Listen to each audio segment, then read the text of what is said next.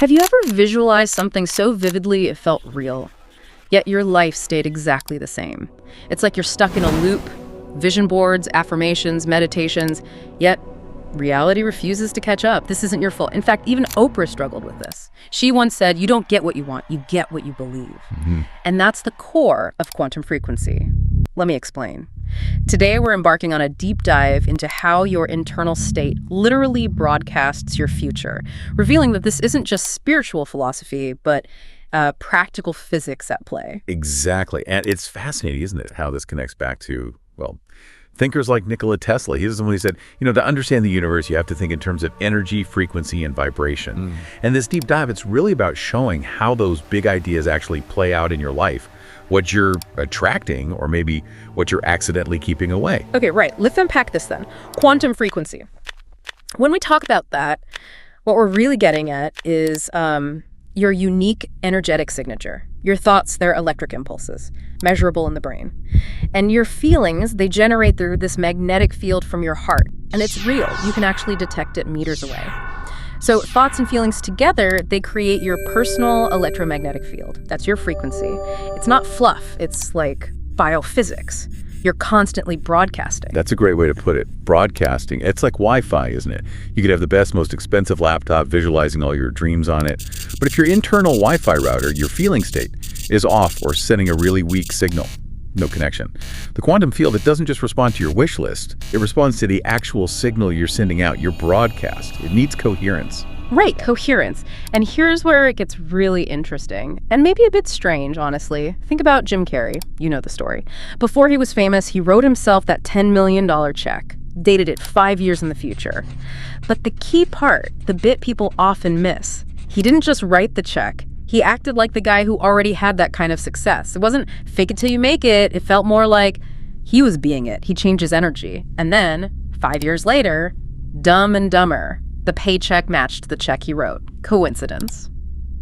Or, well, was he just a really coherent broadcaster? That's the perfect illustration. And it answers that big question. Why doesn't this manifestation stuff work for so many people? Yeah. Because you can't fake the frequency. You really can't. The quantum field isn't listening to your words if your internal state is screaming something else. Saying, I'm wealthy, while feeling that knot of anxiety about bills. Well, the field picks up on the anxiety, the real broadcast. That's the signal it responds to. So, okay, what does this all mean for you listening right now? There's this huge gap between saying, gosh, I hope it happens someday, which comes from lack, right? And embodying, it's already mine. That feeling that vibrates with certainty. So many people are kind of stuck in that getting ready phase, always preparing, never quite being. Exactly. Look at someone like Serena Williams. Peak performance. Her power wasn't just physical skill. It was her energy training. Her coach even said she plays like she's already won even when she's actually losing points. Just think about that mindset for a second. That's frequency mastery. It's powerful. When you carry that vibration of already having it, things genuinely start to shift to meet you. And there's some really cool science behind this from places like the Heart Math Institute. They found your heart's electromagnetic field is, get this, 60 times more powerful than your brain's field. 60. So when your thoughts and your emotions are aligned, heart and mind sending the same message, you become what they call a coherent emitter. You're broadcasting a clear, strong signal. Basically, you're transmitting the future you want into the now. That's why opportunities can feel like they just pop up randomly. The right person calls, you see the perfect email. It's not random magic. It feels more like, well, the physics of alignment. Which brings us to maybe the most crucial shift, focusing on identity over desire. Your dream life doesn't show up because you want it really, really badly. It shows up when you become the person who naturally lives that life. It's that living from the wish-fulfilled idea. And this isn't about pretending. It's about consciously choosing your inner state. Ask yourself, seriously, how would the future version of you act today? What would they wear? How would they breathe even? What would they definitely say no to? What old stuff would they finally stop putting up with? These aren't just thoughts, they're actual frequency shifts you can feel. Yeah, you can almost sense that in some people. Think about Keanu Reeves, that quiet presence he has. Someone asked him this deep question about death and he just paused and said something simple like, I know that the ones who love us will miss us. That kind of energy, it's present, it's calm, it's aligned, it feels already enough. It's magnetic, That coherent frequency seems to shape things around it. And the toughest part, maybe the most important part, a lot of this work is totally invisible. Nobody else sees you choose calm instead of reacting, or when you decide to just walk away from telling that same old limiting story about yourself. Yeah.